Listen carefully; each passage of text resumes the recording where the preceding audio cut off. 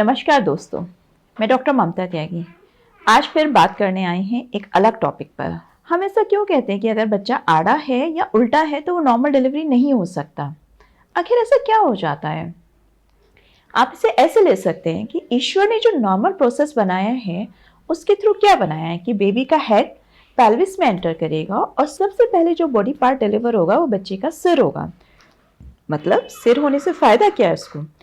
बच्चे की नोज बाहर आ जाएगी और बच्चा ब्रीदिंग कर सकता है। मतलब बच्चे का सिर डिलीवर हो गया और उसके बाद अगर हमारा बच्चा बाकी बॉडी को डिलीवर होने में 1 या 2 मिनट ले रहा है तो हम आराम से थोड़ा सा अपनी चीज़ों को मैनेज कर सकते हैं या बच्चा अपने आप को एडजस्ट कर सकता है क्योंकि उसने सांस लेना शुरू कर दिया, उसकी नेक बाहर है, लेकिन रिस्क तो उसको फिर भी रहेगा अगर बहुत ज़्यादा टाइम लग गया। लेकिन अगर बच्चा हमारा उल्टा है, पहले इसकी बात करते हैं, तो बच्चे की सबसे पहले जो बॉडी पार्ट डिलीवर होगा या तो पैर होगा या बटक्स होंगे और बाकी बॉडी डिलीवर होने में अगर बच्चे को 3 मिनट से ज़्यादा का टाइम लग गया तो बच्चे के लिए सोचिए कितना बड़ा खतरा बन जाएगा। मतलब बटक से सिर तक डिलीवरी में हम जल्दबाजी कर नहीं सकते। क्यों नहीं कर सकते? क्योंकि बच्चे का सिर अगर लास्ट मोमेंट पे अटक गया आपकी जल्दबाजी में तो बच्चे की जान को बहुत बड़ा खतरा डेवलप हो गया क्योंकि वो सांस तो ले नहीं पा रहा है।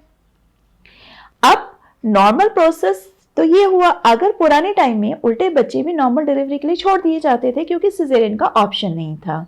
लेकिन आजकल के टाइम में कुछ गाइडलाइंस बना दी गई कि अगर पहला बच्चा उल्टा है तो कभी भी नॉर्मल डिलीवरी नहीं कराना है, चाहे आपका गवर्नमेंट सेटअप है या प्राइवेट सेटअप है। आपको कोई भी ये सलाह नहीं देगा कि आप नॉर्मल डिलीवरी के लिए जाइए। आखिर ऐसा क्यों? दूसरे बेबी में तो हम कह दे रहे हैं कि ठीक है चलो आप एक बार को ट्रायल ले सकते हो, पर फर्स्ट बेबी के लिए बिल्कुल मना, क्योंकि नीचे की मसल्स टाइट होती हैं, पेरिनियम टाइट होता है, वो बच्चे के लिए मैनिपुलेशन के लिए इतना स्पेस हमें नहीं दे पाता और यूट्रस की ओपनिंग हमें परेशान करती है। तो पहला बच्चा उल्टा नॉर्मल डिलीवरी नहीं होगी, सेकंड बेबी उल्टा आप नॉर्मल के लिए ट्रायल के लिए जा सकते हैं, लेकिन खतरा रहेगा, ये बात हमेशा ध्यान रखिएगा क्योंकि बेबी का पूरा बॉडी पार्ट डिलीवर हो जाएगा, नेक सबसे बाहर आएगा। अब बात करते हैं अगर बच्चा आड़ा है यानी ट्रांसवर्स लाइन। आप ट्रांसवर्स लाइन को ऐसे समझिए कि अगर लेबर पेन डेवलप होगा तो बच्चे का सबसे पहले, क्योंकि बच्चा आड़ा है, सबसे पहले जो बॉडी पार्ट बाहर आएगा या तो उसका पैर होगा या हाथ होगा। और आप ये समझिए कोई भी हॉरिजॉन्टल चीज वर्टिकली कैसे डिलीवर हो सकती है। तो ऐसे में अगर पेशेंट को लेबर पेन बना दिए जाएं तो पूरे दिन का बच्चा, मतलब जो 37 वीक का 2.5 किलो से ऊपर का बच्चा कभी भी नॉर्मल डिलीवर नहीं हो सकता है। मरीज की मृत्यु हो जाएगी लेबर पेन से, उसकी यूट्रस फट जाएगा पर वो डिलीवर नहीं हो पाएगी। ये बात हमेशा ध्यान रखिए।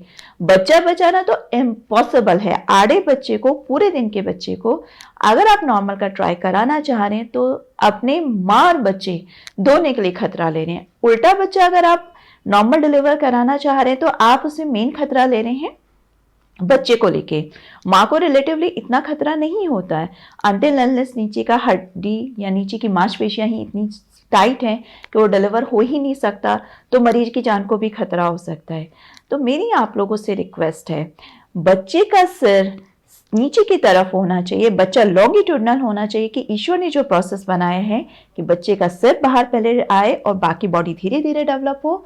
आड़ा बच्चा हमेशा याद रखिएगा कभी भी नॉर्मल डिलीवर नहीं होना है।